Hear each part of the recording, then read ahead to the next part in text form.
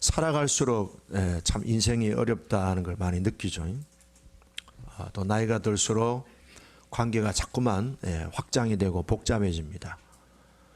딸이 결혼해서 사위를 만나고 아들이 결혼해서 며느리를 만나고 또 거기서 자녀들이 생기고 또 자녀들이 또 성장해서 또 파트너가 생기고 사돈댁이 생기고 점점 관계가 살아갈수록 복잡해집니다. 그리고 과거에는 단순하게 행동을 해서 통했는데 이제는 말하는 것도 조심스럽고 행동하는 것도 이쪽에는 괜찮은데 저쪽에 또 섭섭해하지 아니할까 막 복잡합니다. 복잡해요. 오늘 아침에 누가 저보고 사탕을 줬어요. 사탕을 줘서 조그마한 2박스에 줘서 이렇게 막 나눠드렸더니 집사람이 왜 다 나눠주느냐고, 목양실에 두고 다른 사람들도 줘야지 다 주면 어떻게 하느냐고. 죄송합니다. 저는 단순하게 그냥 다 그냥 하나씩 먹으라고 했는데 목양실에 두고 손님들 하나씩 주면 될 텐데 다 그냥 허비한다고 책망을 좀 듣고 조금 멍해 있습니다 지금.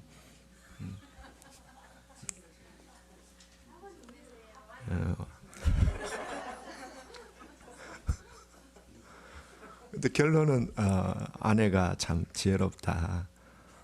제가 조금 철이 없는 것 같아가지고 우리가 이제 사람들을 만나서 이렇게 대화를 합니다. 근데 겉으로 보면은 깔끔하고 세련돼 보이고 겉으로 보면은 참 몸매도 아름답고 화장도 참 이렇게 아름답게 했는데 한 20분 정도 얘기하면은 그 사람의 어두운 그림자가 금세 드러납니다. 슬픔이 있고 또 아픔도 있고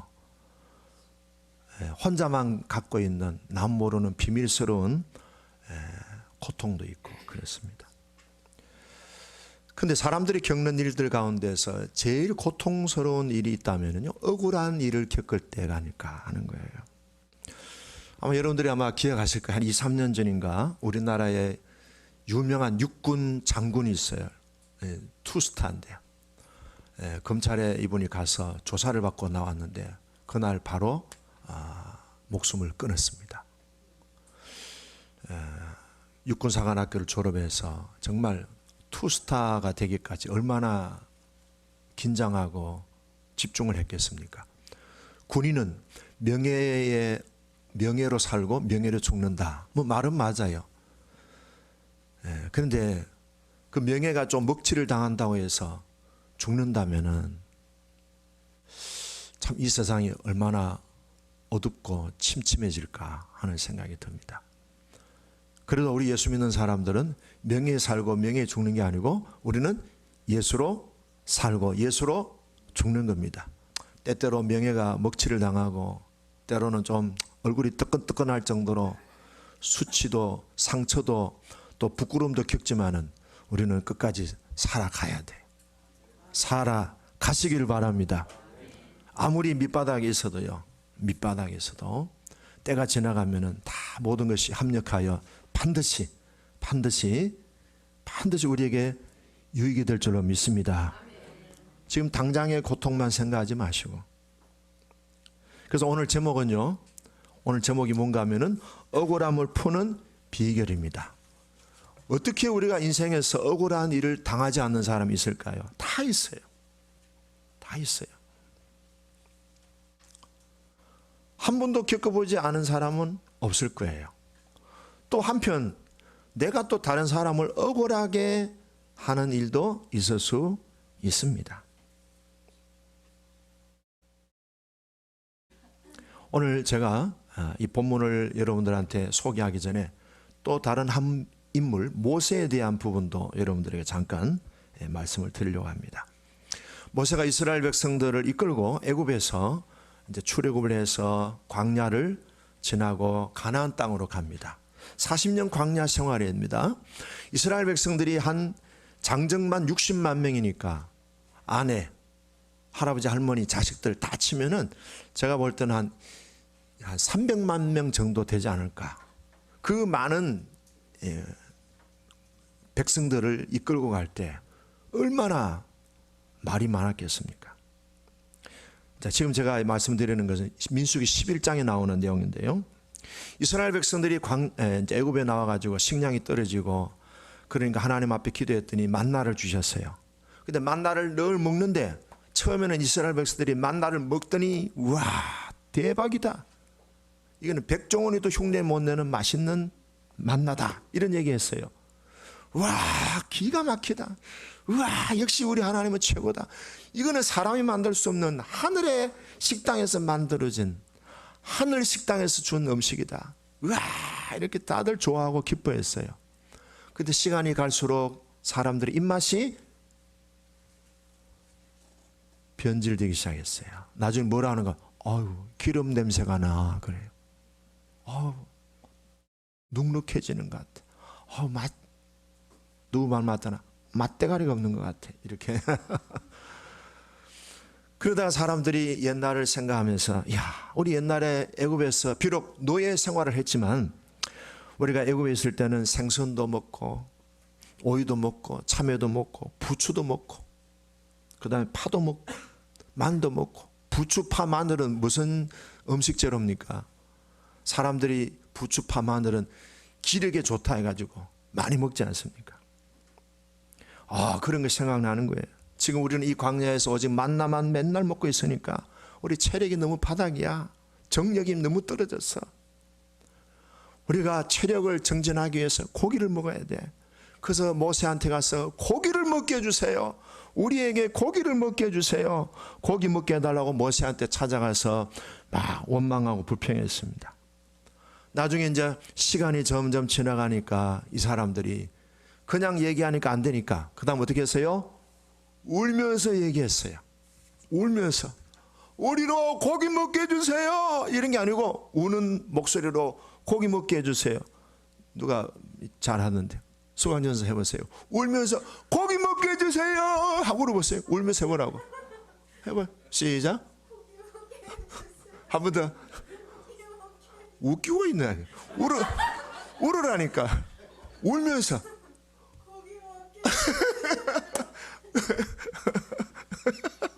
못 봤죠? 나와서 하면 해보래. 나와서 하면 더 잘할 것 같아. 고기 먹게 해주세요. 울었다는 거예요. 성경에 보면 울었다고. 아니 그냥 달라면 될 텐데 왜 울고 야단이야? 왜 짜고 야단해? 왜 징징거려? 그러니까 모세가 속이 막 이제 터지는 거죠.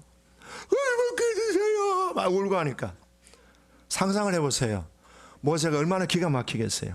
아니 만나를 주신 것도 대박이라 하면서 좋아했더니 그 실증 느끼고 이제는 고기 안 준다고 무슨 체력 타령하고 앉아있어. 빨리 가나안 가면 되지. 지금 여기서 뭐 수십 년 수백 년 살 것도 아니잖아요. 빨리 가나안 들어가서 숙제가 많다니까. 지금 가나안 땅 정복해야 되고 가나안 땅에 또 이게 뭐 할 일이 많아. 도로도 닦아야 되고 뭐 그뒤 광야에서 고기 먹게 해주세요 울고 있으니까 모세가 생떼를 서는 이스라엘 백성들 보면서 기가 막힌 거예요. 가슴이 미어지는 거예요. 내가 무슨 뭐 정육점 사장인가? 네? 내가 무슨 뭐 도축 산업하는 뭐 회사 사장인가? 아니, 내한테 고기 달라면 어떻게 하란 말이야? 그렇게 할 수 있겠죠. 정말 어처구니 없고 이스라엘 백성들 보면은 정말 철이 안 들어서 어떻게 할 수가 없잖아요. 그래서 하나님 앞에 갔어요. 하나님은 나를 괴롭히려고 작정하신 것 같아요. 하나님 너무 심심하죠. 아니 어떻게 할 일이 없어서 나를 이렇게 골탕 먹이려고 이렇게 광야로 이끌어 주십니까? 하나님이 나한테 은혜를 베풀어 주셔도 부족한데 이 많은 백성들을 나한테 맡겨가지고 그 짐을 다 지게 만듭니까? 하나님, 내가 이 백성들을 임신했습니까? 내가 이 백성들을 낳았습니까? 어찌하여 하나님께서는 양육하는 부모가 자식을 품에 안듯이 내가 이 사람들을 품에 안고 가나안 땅으로 가게 하십니까? 내가 이 많은 백성들에게 줄 고기를 어디서 얻을 수 있겠습니까? 자, 이 참 묘한 맥락입니다. 어디서 이 백성들에게 줄 고기를 얻을 수 있습니까? 어디서? 마장동입니까? 어디서? 아니야. 그들이 나한테 울며 징징거리면서 고기를 먹게 하라고 막 하니까 너무 내가 책임이 무거워서 내 혼자로는 이 책임을 감당할 수 없습니다. 그 다음 단계는요. 나를 죽여주세요. 그냥 나 죽고 싶습니다. 제가 너무 억울하고 너무 비통스러워서 제가 살고 싶지 않습니다. 빨리 생명을 거두어가 주세요.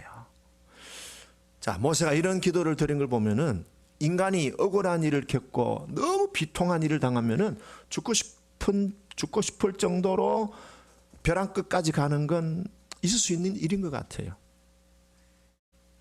여러분들도 살아오면서 차라리 죽는 게 낫겠다 이런 생각을 한 적 있잖아요. 없어요? 내 혼자 그런 줄 아는데. 저는 중학교 3학년 때 너무 병이 들어가지고 그냥 내가 빨리 죽으면 좋겠다 이런 생각하고 제가 죽을 결심을 한 적도 있었어요. 너무 힘들면은, 너무 견디기 고통이 심각해지면은 죽고 싶은 생각이 들고요. 예수 믿는 사람들은요, 주님 그냥 빨리 거두어가 주세요, 잠결에 그냥 가게 해주세요 라고 기도하면서 잠잔 분이 있어요. 우리 교회도. 자, 모세가 기가 막힌 이런 상황에서 이스라엘 백성들이 고기 달라고 안 주면은 알아서 하라고 막 협박을 하고 울면서 하니까 모세도 참 기가 막힌 거죠. 제가 고등학교 다닐 때였습니다.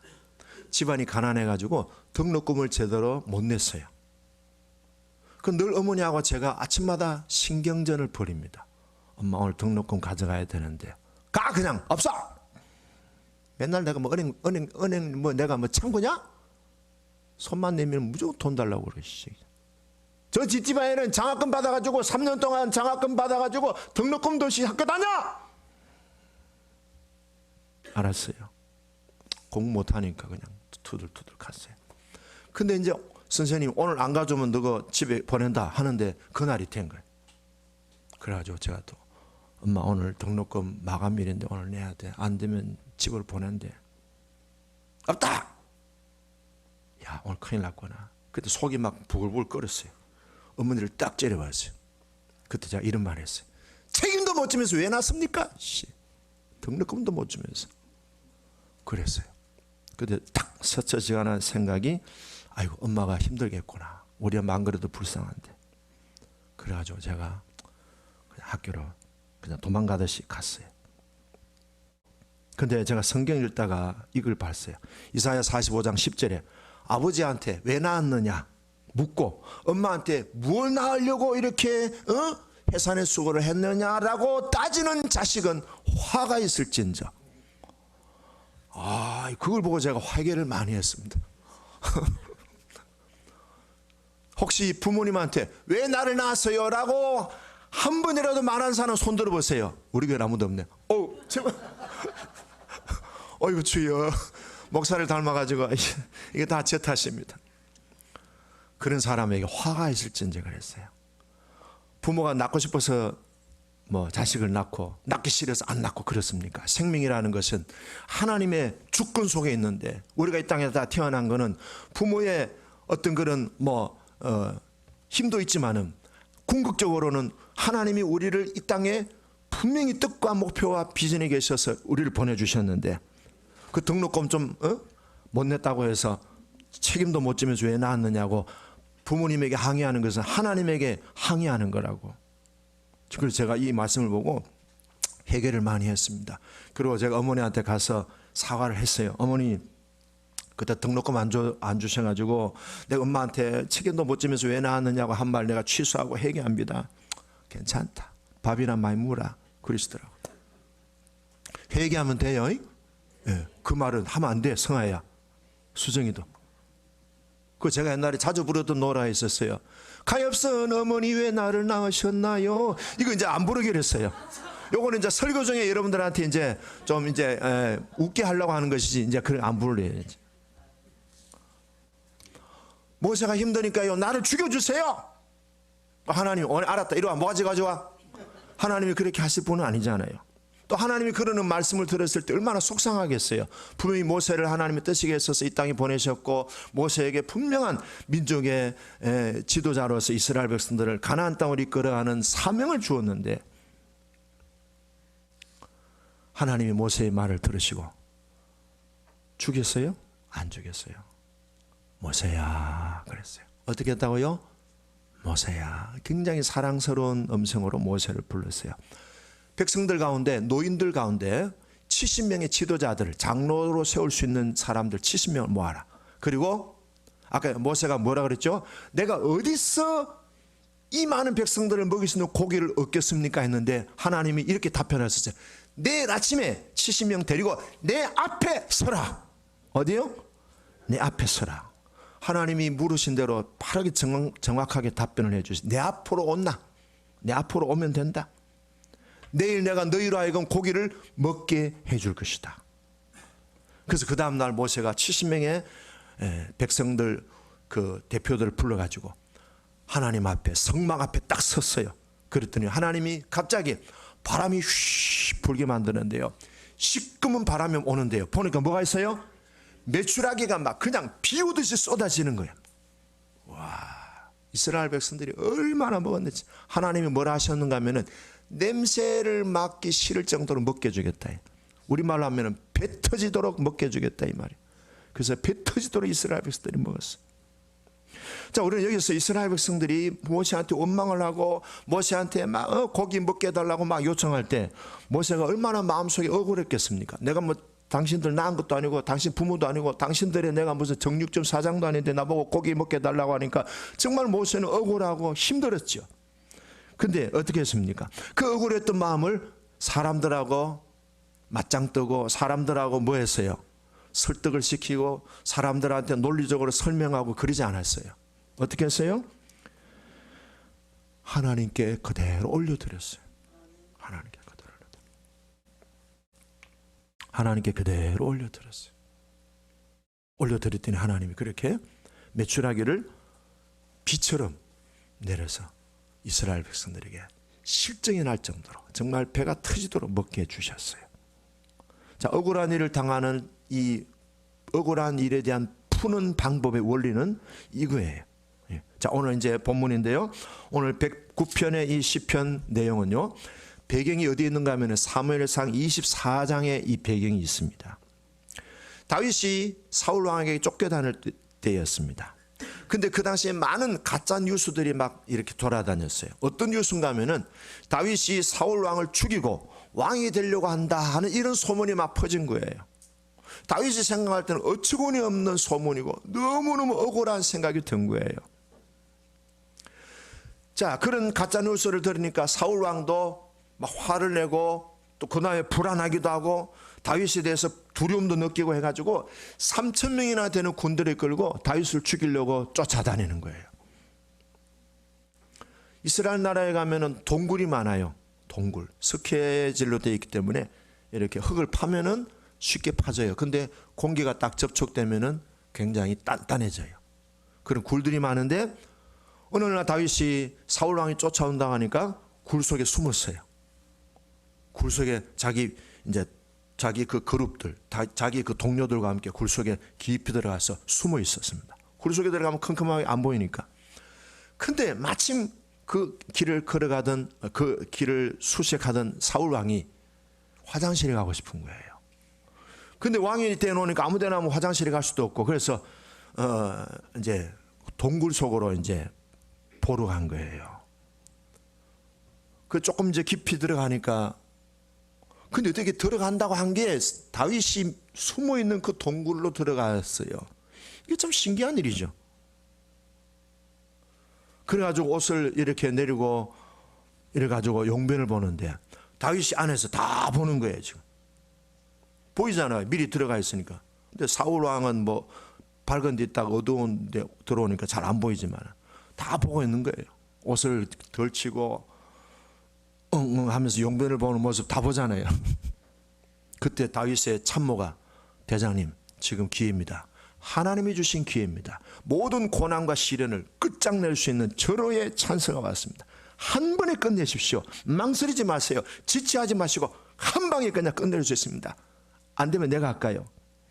그랬더니 다윗이 가만히 가서 용변을 보고 있는 사울 왕의 옷자락을 살짝 잘랐어요. 칼이 잘 들었을까요? 못 들었을까요? 예, 싹 잘 들었죠.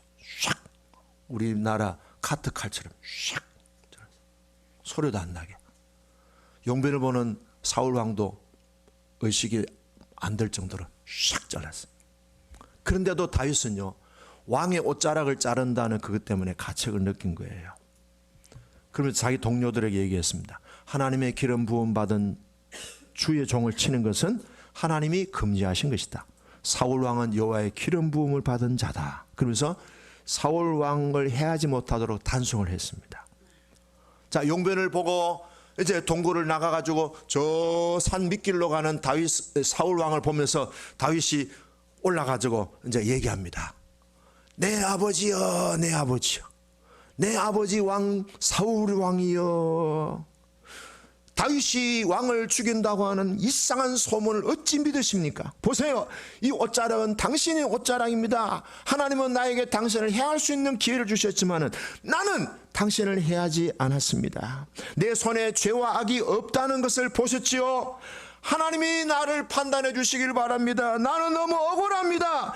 나는 내 억울함에 대해서 내가 왕한테 보복하지 않겠습니다. 보복은 하나님께 맡깁니다. 하나님이 재판장이 되어 주셔서 내 억울함을 풀어주시고 나를 왕의 손에서 건져주시기를 기도합니다. 아멘. 그랬어요. 그랬더니 사울 왕이 저 위에 보는 거예요. 아이고. 그래 사울 왕이 이렇게 얘기합니다. 다윗아, 내 아들 다윗아, 내가 너를 학대했지만 너는 나를 선대했다. 하나님이 반드시 너를 왕으로 세운다. 그리고 너를 통해서 이스라엘 나라를 엄청나게 하나님은 발전시킬 것이다. 네가 왕이 될 때 우리 식구들 좀 잘 봐주라. 그래 끝났어요. 그리고 사울 왕은 자기 길을 가고 다윗은 자기 길을 갔습니다. 자, 여기서 볼 때도 우리는 다윗이 억울함을 어떻게 푸는가를 볼 수 있습니다. 자신의 억울함을 풀려고 사람들한테 가짜 뉴스를 퍼뜨린 사람들을 어떻게 해요? 검찰에 고발해가지고 이 사람들 추적하고 해가지고 네 그랬지? 이렇게 사람들 찾아가서 풀려고 하지 않았어요. 억울한 상황, 억울한 가짜 뉴스에 대해서 그것을 하나님께 다 올려드리는 거예요. 올려드리니 하나님이 재판관이 되어주셔서 억울함을 풀어주시도록 하나님께 위탁하는 거예요. 하나님께 위탁 하나님께 맡기는 거예요. 요새 목욕탕 잘 안 가지. 옛날에 목욕탕 가면요, 그렇잖아요, 주인에게 맡기지 않는 물건은 책임지지 않습니다. 하나님께 맡기면 하나님이 책임져 주시는 거예요. 할렐루야. 자, 두 사람 얘기했습니다. 모세나 다윗이 억울함을 푸는 방법이 뭐예요? 자신이 직접 그것을 해명하고 설득하고 논리적으로 분석하는 게 아니고 하나님께 맡깁니다. 하나님께 올려드립니다. 억울함을 명료하게 논리적으로 설득력 있게 설명을 하려고 하지 않았습니다. 맡겼어요. 혹시 우리가 살아가면서 지난 주간에도 또 오늘 아침이라도 억울한 일을 겪었다든지 억울한 상황을 만났다든지 남들이 하는 억울한 말을 들었다든지 그런 모든 부분들에 대해서 오늘 모세나 다윗은 우리들에게 모델이 되어주고 있어요. 하나님께 맡겼더니 하나님이 개입하셨고 하나님이 풀어주시더라. 하나님은 가장 우리들에게 정의로운 재판관이 되십니다. 하나님의 판단이 가장 선하시고 하나님의 판단이 가장 뭐예요? 가장 정확하셔요. 예수님께서도 귀신을 쫓아내시고 병든 자들을 고치니까 바리새인들이 와서 예수님을 보고 뭐라 했습니까? 당신은 귀신의 왕을 빙자해가지고 귀신의 왕을 의지해서 귀신을 쫓아냈다 그랬어요. 그럼 무슨 말입니까? 예수님을 귀신 앞잡이라고 한 거예요. 예수님 보고 귀신 앞잡이라고 하니까 예수님이 얼마나 억울하시겠어요. 아니 귀신을 쫓아내준 것만 해도 아이고 잘하셨습니다. 우리도 못하는 일을 주님이 하셨으니까 참 훌륭하십니다. 고맙습니다 해야 될 텐데 예수님을 뭐예요? 모함하는 거예요. 귀신 앞잡이 노릇했다고. 근데 예수님 어떻게 했어요? 이리 와! 멱살 잡고 네가 어떻게 나한테 그럴 수 있어? 이것 봐라, 정말 내가 고분고분하니까 사람 알기를 우습게 하네. 내가 뭐 H2O냐? 한번 맞짱 떠볼까? 이렇게 하셨어요? 안 하셨어요? 그냥 예수님은 묵묵히 침묵하시면서 자신의 길을 가셨어요. 가장 잘하는 방법, 가장 성숙한 방법. 어떤 분이 이런 얘기해서 기도하시는 분이 그래서 이렇게, 첫째는요, 침묵하는 것이다. 말해봐야 소용없어. 두 번째, 자기를 거룩하게 세우는 것이다. 침묵과 자기를 거룩하게 세우는 것만이 세상의 문제를 해결할 수 있는 방법이다. 그래요. 우리는 자꾸 저항해서 원수를 죽이면 끝나는 줄 알았는데 그렇지 않아요. 원수의 씨가 또 있어요. 그게 또 원수가 돼요. 어떤 곳에 가더라도요, 꼭 문제를 일으키는 사람이 있어요. 반상회를 가도 있고요. 또 뭐 동창회를 가도 또 있어요. 한두 사람은 있어요. 마귀를 없앨 수는 없는 거예요. 주님만이 없애는데 우리는 마귀만 늘 싸울 필요 없는 거예요. 침묵과 자기를 온전한 하나님의 사람으로 세우려고만 하면은 그것을 통해서 하나님은 시대를 바꾸고 민족이라는 국가 공동체를 바꿀 수 있는 거예요.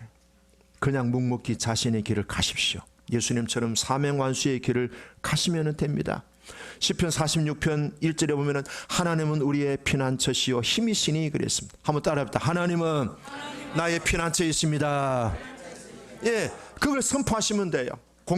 공격당하고 모함을 당하고 억울하게 누명을 쓰고 남들이 이런 말 저런 말 어떤 사건 상황이 있을 때 그걸 다 우리가 어떻게 일일이 다 해결하겠어요. 그냥 주님은 나의 피난처에 있습니다. 주님은 나의 가장 선하신 재판관이십니다. 선포하시기를 바랍니다. 찬미에서 249장 아까 우리 불렀죠. 1절만 한번 불러봐. 하나님은 우리의 피난처가 되시며 찬미에서 249장 환난 중에 우리의 힘과 도움이시라. 하나님은 우리의 하나님은 우리의 피난처가 되시며 환난 중에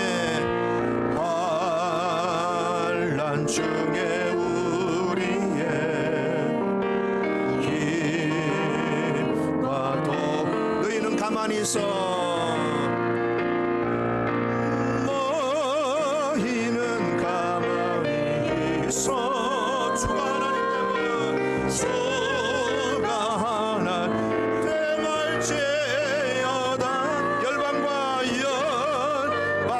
세계 가운데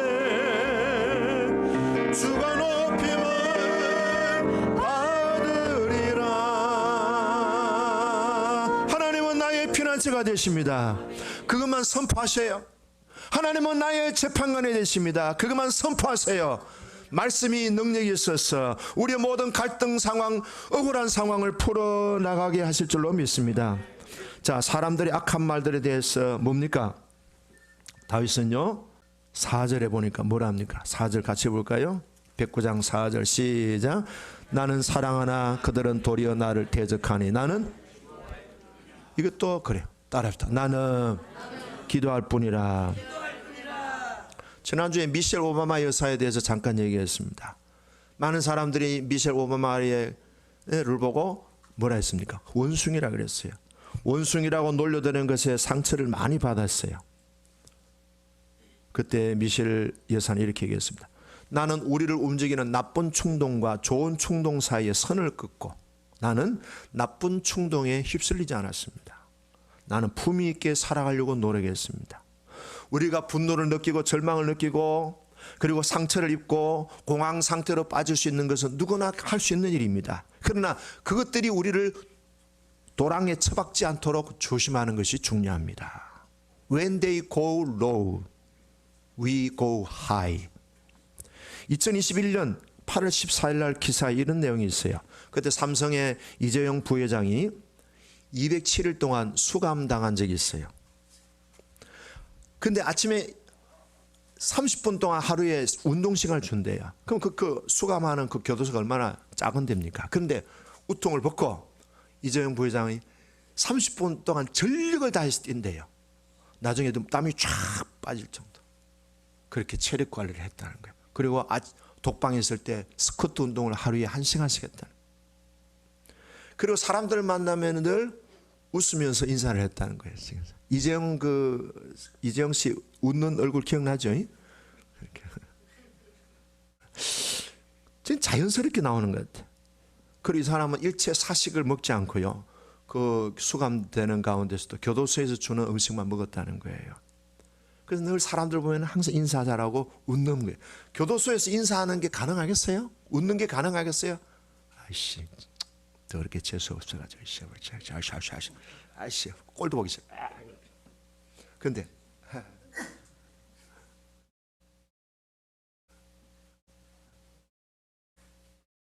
이게 가능하겠어요? 역시 그릇은 다르구나 하는 생각이 들었어요. 여러분 너무 이상 쓰지 마세요. 제가 무서워요. 예배 시간. 좀 웃으세요. 일주일 동안 스트레스 받은 거 예배 시간 인상 다 쓰고 앉아서. 무서워요 정말. 여러분 얼굴 안 보려고 애써니 지금 등 보고 막 이렇게 한다. 자 얼굴에. 그럼 매너 갑이래요. 그 저녁마다요. 그 수감자들이 9시 되면 취시면 안 돼요. 그러면은 이재용 만세, 이재용 브라보 그렇게 외쳐준대요. 우리도 좀 그렇게 상황과 환경이 흔들리지 않고 하나님이 주시는 하나님의 자녀가 행복이라 그랬잖아요. 그렇게 살았으면 좋겠어요. 자 정리합니다. 1절에서 5절까지 이 내용은요. 다윗이 하나님 앞에 자기의 마음을 올려드립니다. 어쩌면 이 모습은 우리 모두가 겪는 그리스도인들이 겪는 고통일 수도 있습니다. 자, 그 고통을 다윗은요 6절에서 20절 보면은 우리가 볼 때는 정말 이런 저주스러운 기도를 어떻게 할 수 있을까? 근데 하나님께 얼마나 속이 상했으면 이렇게 기도했을까요? 틀어놓기와 건강이라는 책이 있어요. 그 책에 보면요 페니 베이크 박사가 지은 책인데요. 속에 우리 마음속에 감추어진 깊은 생각과 억울하고 부정적인 그런 감정들을 억제하면은 병이 온대요. 근데 반대로 그 부정적인 속상한 억울한 감정을 털어놓거나 고백하고 하나님께 토설을 하면 건강해진다는 거예요. 면역 체계가 튼튼해진다는 거예요. 그래서 하나님께 올려드리세요. 이렇게 하면 좋겠어요. 주님, 제 아내하고 한번 살아보세요. 주님도 아마 2달 못 견디실 거예요. 그래서 저는 20년을 견디고 살아왔습니다. 이렇게 하시라고. 주님, 내 아내하고 한번 살아보세요. 사사건건 지적질입니다. 제 아내 이름이요 김지적입니다. 김윤지적입니다. 정말 미치겠습니다. 이렇게 해보시라고 하면은요 면역 체계가 튼튼해져서 백수를 살 수 있습니다. 억울하고 힘든데 백수까지는 살아야 되지 않겠습니까? 단명하면은 나만 손해지요. 오래오래 사시기를 주의 이름으로 축복합니다. 그러면요 이야기를 많이 하세요. 그래서 우리 목장 모임 때 막 얘기하는데 좋은 거예요. 입 닫아! 그러면 죽으라 이 말이에요. 근데 하나님 뭐래? 부르짖으라 그랬잖아요.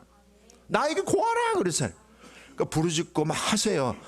안 되면 목사님한테 하세요. 안 되면 친구한테 하세요. 그래서 요새는요 아무도 모르는 사람한테 막 얘기한대요. 그리고 끝! 그런 사람들이 있대요. 그 다음 단계는 뭔가 하면요 기다리는 거예요. 안성기 국민배우가 혈액암 투병 2년 하고 있대요. 근데 기자가 물었어요. 기다리는 게 지치지 않습니까? 아닙니다. 우리 영화 배우들에게는 기다리는 것이 우리의 체질입니다. 좋은 배역이 올 때까지 우리는 기다려야 됩니다. 여러분 신앙인들도 기다림이 중요합니다. 다윗은 15년의 광야 생활을 기다렸습니다. 우리의 신앙생활의 클라이막스 절정이 뭔가 하면요 기다려야 됩니다. 기다림 끝에 하나님의 은혜가 부어집니다. 26절에서 31절 다윗이 고백합니다. 나는 기다리면서 뭐 하겠다고요? 찬송하겠습니다. 나는 기다리면서 감사하겠습니다. 나는 기다리면서 하나님의 구원을 요청하며 기도하겠습니다. 3가지입니다. 찬송하고 그 다음 뭐예요? 기도하고 그 다음 뭐예요? 감사하고 그러면서 기다렸더니 15년이 딱 끝나고 다윗은요 정말 이스라엘의 가장 훌륭한 왕이 되었습니다. 요셉도 많이 억울한 누명을 썼지만 기다렸습니다. 그랬더니 하나님의 때가 되어서 애굽의 국무총리가 되었습니다. 기다리는 사람에게 하나님의 의의 면류관이 있습니다. 억울한 일을 당했을 때 사람하고 싸우지 마세요. 싸워봐야 아무 효과가 없어요. 하나님께 가져가세요. 그 너무 힘들 때는요 그 힘든 마음을 하나님께 토설하십시오. 나를 수용해주고 나를 품어줄 수 있는 사람한테 가서 다 그걸 고백하셔요. 얘기하세요. 그래서 얘기하는 것이 치유가 됩니다. 한번 따라해보세요. 이야기하면 치유가 됩니다. 건강에 도움이 됩니다. 그러니까 음식만 자꾸 좋은 거 먹으려고 하지 말고 이야기를 많이 목장 모임할 때 또 성도들끼리 개인적으로 교제할 때 많이 하셔요. 하면서 위로해 주시고 격려해 주시고 그리고 공감해 주시면서 그리고 때를 기다리면 하나님 반드시 열매를 거두게 해 주실 날이 올 줄로 믿습니다. 기도하겠습니다.